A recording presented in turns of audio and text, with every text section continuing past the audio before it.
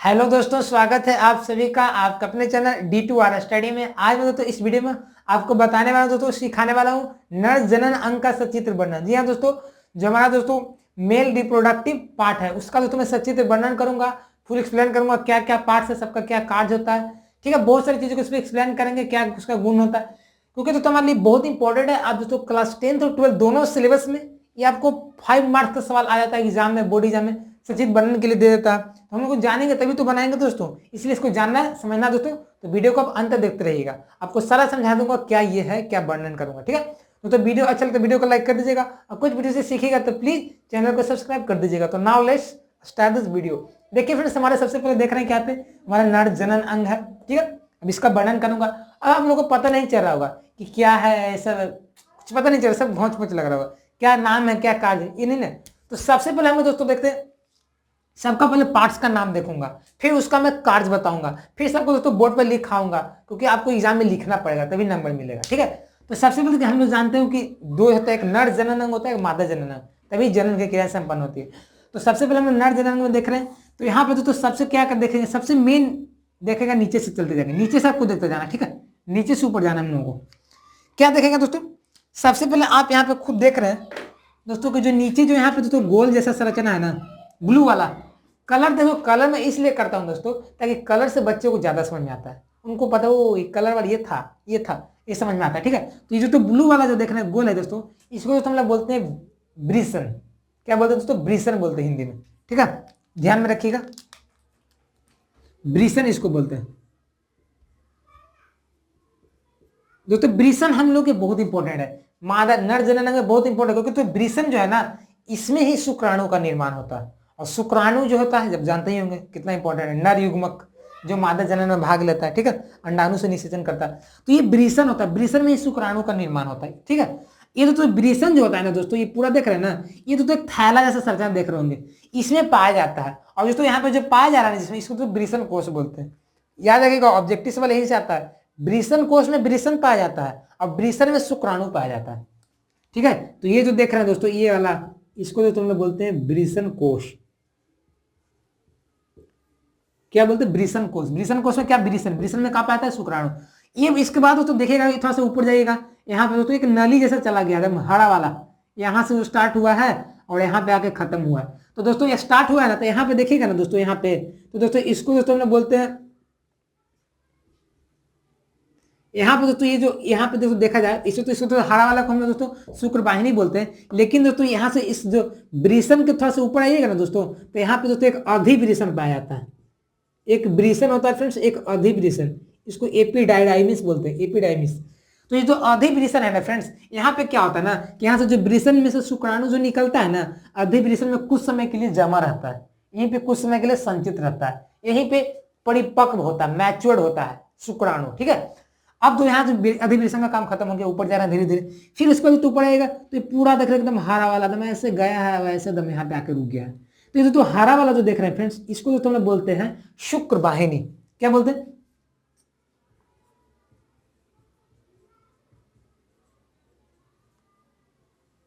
शुक्र वाहिनी। और तो अधिवेशन जो देख रहे हैं तो इसको हम लोग जो शरीर में है ना, नर में, तो इसका जो लंबाई होता है 6 मीटर होता है, याद रखिएगा अधिवेशन की लंबाई। ये तो दोस्तों हमारा हो गया शुक्र वाहिनी जो हरा वाला। यहाँ पे देखिए दोस्तों, यहाँ पे कुछ गुब्बारे जैसा संरचना निकला हुआ है ना, ये देख रहे हो ना। तो दोस्तों ये जो गुब्बारा है जो संरचना निकला है ना फ्रेंड्स, इसको दोस्तों हम लोग बोलते हैं शुक्राशय। इसको दोस्तों क्या बोलते हैं, इसको क्या फ्रेंड्स बोलते हैं हम लोग, शुक्राशय। शुक्राशय, यहाँ से जो हरा वाला है, यहाँ पे जो बैलून जैसा संरचना देख रहे हैं, ये आपका शुक्राशय है। इसका दोस्तों यहाँ पे आप आइएगा दोस्तों, तो यहाँ पे देख रहे हैं कि यहाँ पे इधर से शुक्राशय आके मिल गया है। और दोस्तों ये पहले बता दूं, पहले जो रेड वाला जो देख रहे हैं दोस्तों, ये दोस्तों जैसा थैला जैसा ना, थैला जैसा, इसको दोस्तों हम बोलते हैं मूत्राशय, जहां मूत्र को संचित रहता है, मूत्र वहां पे संचित रहता है। तो ये जो हरा वाला देख रहे हैं, सॉरी रेड वाला देख रहे हैं, उसको दोस्तों हम लोग क्या बोलते हैं, मूत्राशय बोलते हैं, यूरिनरी ब्लाडर, ये मूत्राशय हो गया। यहीं पे जो है आपका मूत्र संचित रहता है। तो यहाँ पे एक बात आप नोटिस करिएगा फ्रेंड, यहाँ से मूत्राशय से मूत्र नली आता है, और यहाँ से तो शुक्राशय, यह शुक्रवाहिनी या शुक्र नली भी बोल सकते हैं। ठीक है, शुक्रवाहिका भी बोल सकते हैं, यहाँ पे आके मिलता है। और यहाँ पे दोस्तों देख रहे हैं, यहाँ दोस्तों देख रहे हैं एक ऐसा, ये जो मूत्राशय के नीचे ये दोस्तों इसको हम लोग बोलते हैं दोस्तों पुरस्थ ग्रंथि। याद रखिएगा, पुरस्थ ग्रंथि या प्रोस्टेट ग्रंथि, याद रखिए, नाम याद रखिए, इस ऑब्जेक्टिव सवाल आता है बोर्ड एग्जाम में। इसको दोस्तों क्या बोलते हैं हम लोग, पुरस्थ, पुरस्थ ग्रंथि। क्या बोलते हैं दोस्तों, पुरस्थ ग्रंथि बोलते हैं, इसको वाला पुरस्थ ग्रंथि बोलते हैं। ठीक है, अब यहां से तो पुरस्थ ग्रंथि से क्या होता है ना, प्रोस्टेट द्रव का स्राव होता है। ठीक है, प्रोस्टेट पृष्ठ द्रव का स्राव होता है। और यहां से दोस्तों शुक्राशय से शुक्राशय द्रव स्राव होता है। ठीक है, अब यहाँ पे दोस्तों, यहाँ से दोस्तों मूत्राशय से आपका मूत्र नली यहाँ क्या आ जाएगा। और यहाँ दोस्तों देख रहे हैं ना, ये वाला दोस्तों, ये भी बैलून जैसे ब्लू वाला निकला है, इसको दोस्तों हम लोग बोलते हैं काउपर ग्रंथि। क्या बोलते हैं फ्रेंड्स, नाम याद रखिएगा तभी आपको वर्णन हो पाएगा, कैसे कैसे नाम हो रहा है ऊपर से नीचे। ये कॉपर ग्रंथि। और यहाँ से जो ब्लू वाला ऐसे नीचे नीचे आया दोस्तों, यहाँ से जो आया ना दोस्तों, इसको जो हम बोलते हैं मूत्र। यहाँ जो देख रहे हैं ये वाला, ये मूत्र नली हो गया। समझ रहे बात को।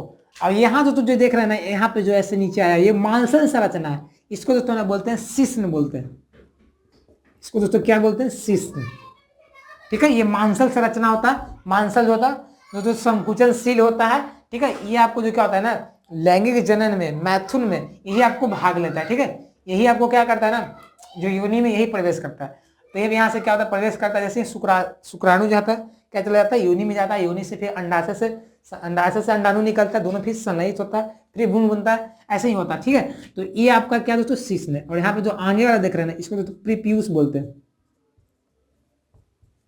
और बीच से दोस्तों क्या होता है ना, बीच से देख रहे हैं दोस्तों कि मूत्र नली गुजरा हुआ है। और यहीं से दोस्तों क्या, दोनों है, तो यहाँ से मूत्र नली भी बोल सकते हैं, और यहाँ से दोस्तों क्या बोल सकते हैं, आपका ये वाला जो दोस्तों यहाँ पे ना नली, यहाँ से दोस्तों शुक्राणु भी जाता है, दोनों इसी नली से जाता है।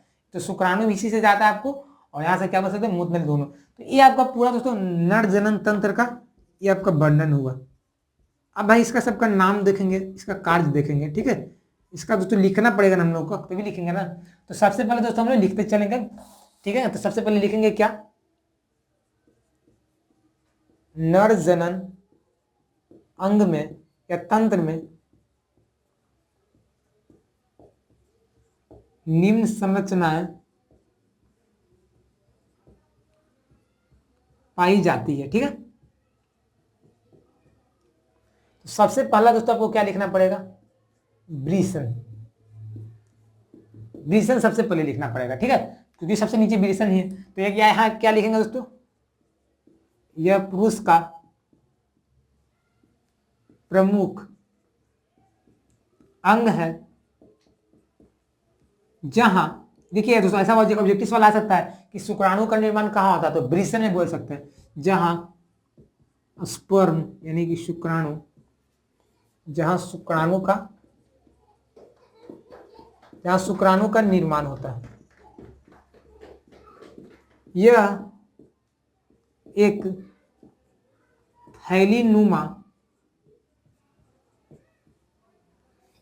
थैलीनुमा संरचना में पाया जाता है। ब्रीसन कहां पाया जाता है, थैलीनुमा संरचना में पाया जाता है, जिसे क्या कहते हैं फ्रेंड्स, ब्रीसन कोष। याद रखिएगा, बोलेगा ब्रीसन कहां पाया, तो ब्रीसन कोष में पाया जाता है। ब्रीसन कहां पाया जाता है, ब्रीसन कोष में पाया जाता है। ये दोस्तों तुम्हारा पहला नंबर हो गया। ठीक है दोस्तों, अब इसके बाद दोस्तों हमारा सेकंड नंबर आ जाएगा। ब्रीसन के बाद उसके ऊपर कहां जाता है, शुक्राणु, अधिब्रीसन में जाता है, जहां पे कुछ समय के लिए क्या रहता है, संचित और परिपक्व होता है।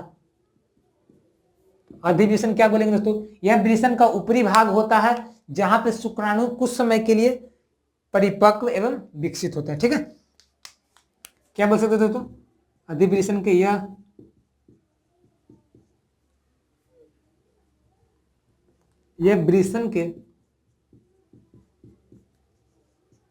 ब्रीसन के ऊपरी भाग है, जहां पे क्या होता है दोस्तों, जहां शुक्राणु विकसित एवं परिपक्व होते हैं। ठीक है, और दोस्तों इसका दोस्तों लंबाई आप दोस्तों याद कर सकते हैं, ठीक है दोस्तों। यहाँ पे इसका लंबाई दोस्तों होता है 6 मीटर होता है, ठीक है। इसका बोल सकते हैं अधिवृषण का। तो यदि इसके ऊपरी भाग होता है जहाँ पे शुक्राणु विकसित है परिपक्व होते हैं, ठीक है। ये हमारा ये सेकंड नंबर। थर्ड देख लेते हैं हम लोग। थर्ड नंबर दोस्तों वृषण के बाद क्या आ जाएगा दोस्तों, ये आ जाएगा दोस्तों शुक्रवाहिनी आ जाएगा, ठीक है। शुक्रवाहिनी को डाल देते हैं हम लोग। शुक्रवाहिनी देखिए दोस्तों, ये देखिए शुक्रवाहिनी क्या बोलेंगे दोस्तों, यह देखिए दोस्तों शुक्रवाहिनी दोस्तों दो होता है हमारे शरीर में। कुछ भी दोस्तों, एक इधर पट्टी वृषण होता है, एक इधर वृषण होता है, ठीक है। दो को वृषण होता है ना, एक ही पट्टी एक ही पट्टी। तो इस तरह से भी एक होता है हमारा शुक्रवाहिनी या शुक्रवाहिका। तो बोल सकते दोस्तों कि यह एक जोड़ा, जो यह एक जोड़ा पतला, यह एक जोड़ा पतला लंबा नली होता है, बोल सकते हैं। जो कहां से कहां दोस्तों, अधिवृषण तथा ये अधिवृषण यहाँ से गया, और यहाँ दोस्तों क्या है पुरस्थ ग्रंथि, इसके बीच में रहता है आपका, यहाँ से और यहीं के बीच में है ना, इधर तो दूसरा आ गया ना। तो बोल सकते हैं यह अधिवृषण तथा पुरस्थ ग्रंथि के बीच में होता है। और बोल सकते हैं तो इसके, और दोस्तों यहाँ बोल सकते हैं क्या, इसके द्वारा शुक्राशय का निर्माण करता है, या मतलब इससे शुक्राशय लगा हुआ रहता है, ठीक है। तो बोल सकते हैं यहाँ पे। तो फ्रेंड्स यहाँ पे हम लोग इसको तो शुक्राशय ग्रंथि भी आप कर लीजिएगा, ठीक है फ्रेंड्स। इसको शुक्राशय ग्रंथि भी कर सकते हैं। शुक्राशय ग्रंथि, कॉपर ग्रंथि, यहाँ पे पुरस्थ ग्रंथि, ठीक है तीनों। तो यहाँ पे दोस्तों शुक्राशय शुक्रवाहिनी में क्या लिखेंगे दोस्तों, यह एक जोड़ा, यानी कि दो रहता है, वृषण में दो रहता है, यह एक जोड़ा पतला लंबा नली होता है, जो अधिवृषण कहाँ कहाँ रहता है, अधिवृषण तथा पुरस्थ ग्रंथि के बीच में पाया जाता है, ठीक है। यहां पे वो क्या बोल सकते दोस्तों, इसके बाहर, इसके द्वारा शुक्रवाहिनी द्वारा ना दोस्तों इसका निर्माण हो रहा है शुक्राशय ग्रंथि का। तो इसके द्वारा क्या लिख सकते हैं यहाँ पे, शुक्राशय ग्रंथि का निर्माण होता है, ठीक है। लिखते चलिएगा। तो ये दोस्तों आपका हो गया शुक्रवाहिनी का, हो गया काम खत्म। शुक्राशय ग्रंथि तो जानते हैं इसमें क्या होगा, शुक्राशय द्रव का निर्माण होता है, ठीक है। ये तो हम दोस्तों क्या, तो अब इसका दोस्तों लिख लेते हैं क्या, शुक्राशय ग्रंथि को लिख। चौथा नंबर दोस्तों हम लोग यहाँ पे डाल देते हैं, ठीक है। शुक्रवाहिनी शुक्राशय ग्रंथि का। तो शुक्राशय ग्रंथि का क्या लिखे दोस्तों, यह एक गुब्बारे नुमा संरचना पाया जाता है, जहां पे दोस्तों क्या बोल सकते हैं, शुक्राशय द्रव, ठीक है, पाया जाता है, जैसे फ्रुक्टोज पाया जाता है। शुक्राशय यहाँ से दोस्तों द्रव का स्राव होता है, याद रखिएगा। यह गुब्बारे नुमा संरचना होता है जिसके द्वारा शुक्राशय द्रव का स्राव होता है, ठीक है। यहाँ पे हम लोग डालेंगे इसका नोट्स, शुक्राशय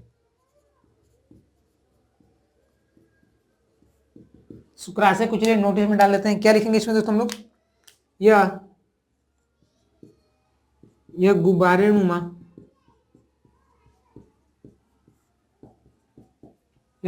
नुमा संरचना पाया जाता है, जिसके द्वारा क्या दोस्तों, शुक्राशय द्रव का स्राव होता है, ठीक है। सीधा शुक्राशय द्रव का स्राव होता है। ये तो शुक्राशय द्रव में क्या पाया जाता है, फ्रुक्टोज, याद रखिएगा, जिसमें फ्रुक्टोज पाया जाता है, ठीक है। सब जो है सबका दोस्तों काम होता है, ठीक है, सारा का सारा काम होता है। तो ये दोस्तों शुक्राशय का काम हो गया, अधिवृषण, शुक्रवाहिनी, ये चार आपका टर्म्स को क्लियर कर दिया। अब दोस्तों जो बचा हम लोगों को, कॉपर ग्रंथि हो गया, पुरस्थ ग्रंथि हो गया, मूत्राशय हो गया, मूत्र नली, यहाँ पे ये सबको करते हैं, ठीक है। पर आप इसको नोट कर लीजिए ताकि आपको एग्जाम में लिखना पड़ेगा। तो फ्रेंड्स हम लोग क्या करते हैं, 4 के बाद हमारा आता है 5 नंबर। दोस्तों 5 नंबर दोस्तों हमारा क्या जाएगा, शुक्राशय हो गया, इसके बाद कॉपर ग्रंथि का कर लेते हैं, ठीक है। बगल में ही हम लोग का कॉपर ग्रंथि, पुरस्थ ग्रंथि ना, पुरस्थ ग्रंथि दोस्तों इसको हम लोग प्रोटेस्ट ग्रंथि बोलते हैं, पुरस्थ ग्रंथि। इसका दोस्तों हम लोग क्या करेंगे, पुरस्थ ग्रंथि में दोस्तों लिखेंगे क्या लिखेंगे दोस्तों, पुरस्थ ग्रंथि यह मूत्राशय के आधारीय भाग में स्थित होता है, जिसके द्वारा प्रोस्टेट द्रव का स्राव होता है, जो दूधिया एवं गाढ़ा, ठीक है, दूधिया एवं गाढ़ा द्रव होता है। यहाँ पे बोल सकते हैं क्या, पुरस्थ ग्रंथि की क्या, यह मूत्राशय के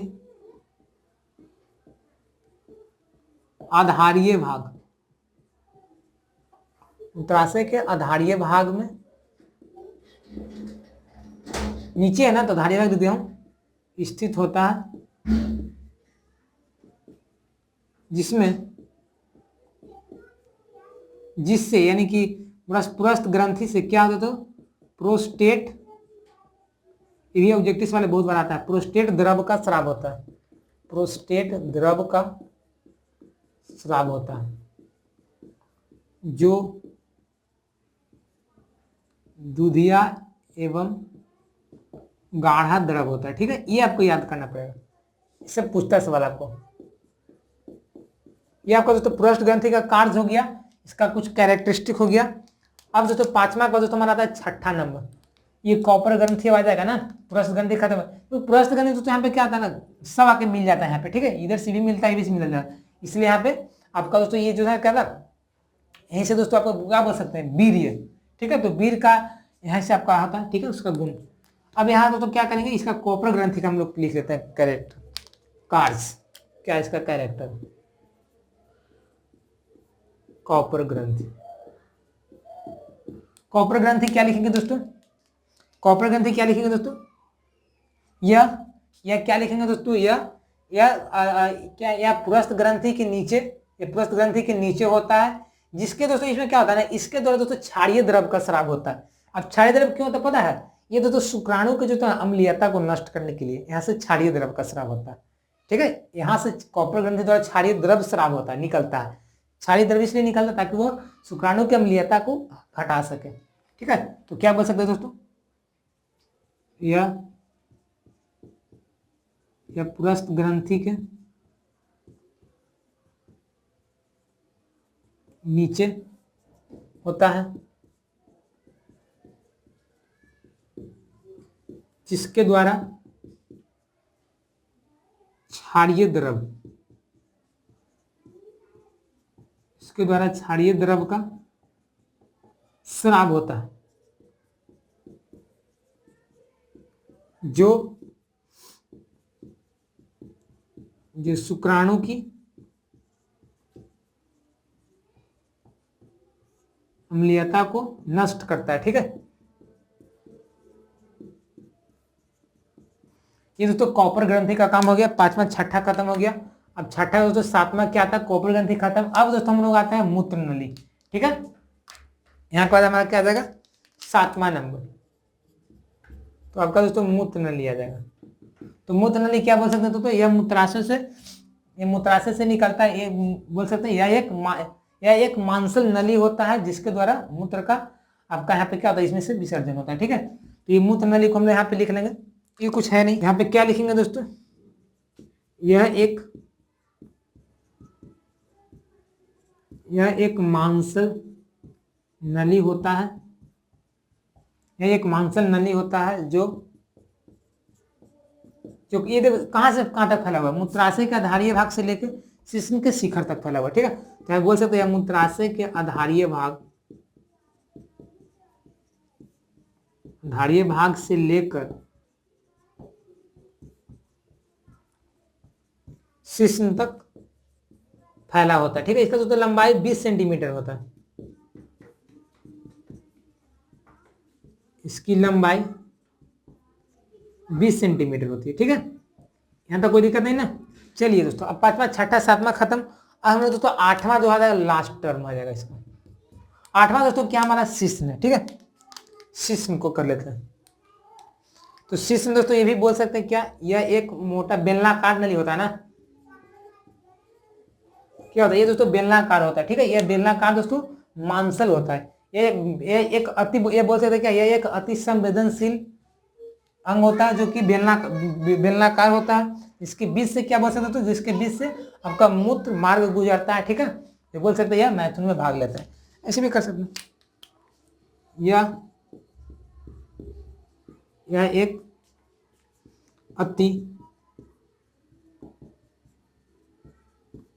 एक अति संवेदनशील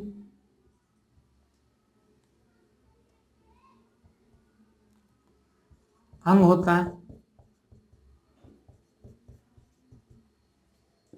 जो कि बेलनाकार